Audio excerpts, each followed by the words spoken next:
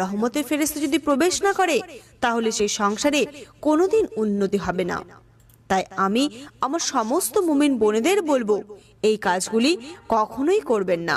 সবসময় চেষ্টা করবেন সংসারটাকে গুছিয়ে রাখার, তাতে আপনার স্বামীর উন্নতি হবে। 2 নাম্বার, মিষ্টভাষী। একজন মিষ্টভাষী স্ত্রী এবং হাসি খুশি স্ত্রী তার স্বামীর জন্য রহমত। আপনি যদি কর্কশ ভাষিণী হন, আপনি যদি হাসি খুশি না হন, তাহলে আপনার স্বামীর জন্য সে স্ত্রী ধ্বংসের কারণ, বা সেই স্বামীর কখনোই উন্নতি হবে না।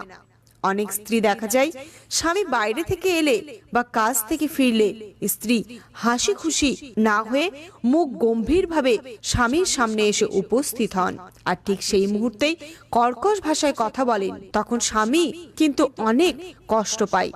একজন স্বামী সবসময় চায় ঘরে প্রবেশ করার সাথে সাথেই তার স্ত্রী হাসি মুখে তার সামনে আসুক।